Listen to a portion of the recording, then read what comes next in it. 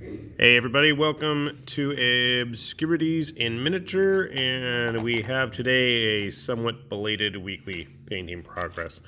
So we're going to start off with the big piece that took me a while, and I still don't feel 100% satisfied. I think I need to go touch up. This is Cavan Shrike, obviously a Warhammer figure, and I just thought he looked kind of cool with his fancy backpack and claws and tactical display base. So he has been soaking up a ton of time. Let's see if you can actually, I did paint his face. If I can get it in focus, perhaps. Somewhat. Anyway, just focusing more on the crap all over my fingers. I was not going to try to draw the wanted poster like they have in the official artwork. So there is Mr. Shrike.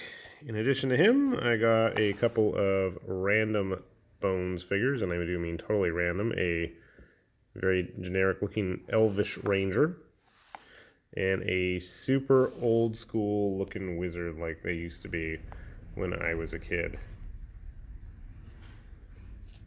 With his little owl friend, too.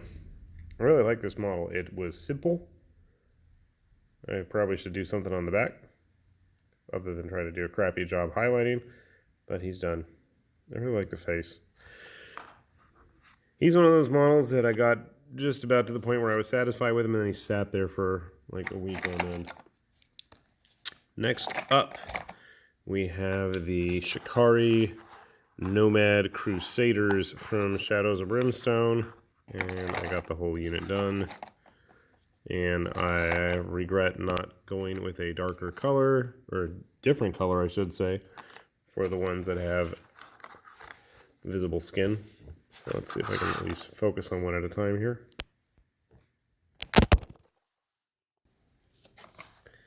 Despite the camera flying away, you can see here. So these are a bunch of ragtag survivors that you can encounter in the blasted wastes in Shadows of Brimstone. They are obviously very high tech. What they do is go around and obviously don't stay in focus.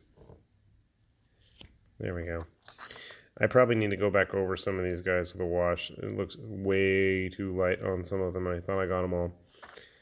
There's just two basic models, one with a rifle and one with a pistol. Anyway, as I was saying, so you encounter them in the blasted wastes. And their big thing is that if your characters are under the influence of Darkstone too much, they will just shoot you right there on the spot. If you are pure and free of its evil influence, then they actually might help you out, which is kind of cool. And they're not bad shots either. So you can see they did have two optional heads, a male and female unhelmeted. This is supposed to be the female one. Figured they are grizzled veterans, so I just went with a very grayish hair scheme.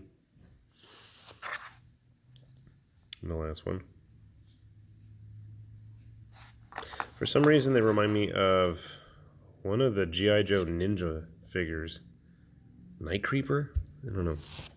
Maybe it was the camouflage color I used. And then besides that, I got back to work on painting up my Street Masters game because I got the rest of my Aftershock pledge, which is a super gigantic box. These are the Power Warriors, and they are just generic, evil, armored ninja dudes, and there's 5 of them. And they look exactly the same, but they're all painted.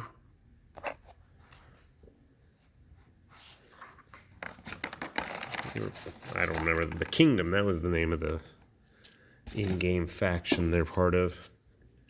So Street Masters, if you aren't familiar with it, is a kind of ode to kung fu action, street fighting type movies, video games, multimedia, and just about every trope is covered. And then these are part of the Brotherhood, I believe, which, I don't remember her name, Mary or something, I don't know.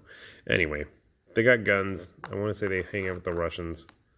And again, there's 5 of them. So just a bit time consuming trying to get everything done. But it's finished. I think I have two last groups of models in Street Masters, and I will have painted everything in the base game And then it's time to move on to the stretch goals. So, yeah, Cave-In may have gotten me seriously sidetracked in terms of getting other things painted, but he's done. They're all done, and slowly but surely we are making progress again. So hopefully this time next week we will have a more regularly scheduled update. So that said, I managed, despite all the craziness that's been going on. October is one of the busiest months for my family, and we've survived.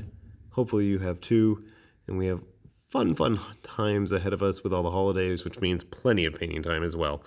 So with that said, this is High Lord Tamberlane with Obscurities and Miniatures, and thanks for watching, and we'll be back with more painted stuff, and hopefully you guys will be too. See you then. Bye-bye.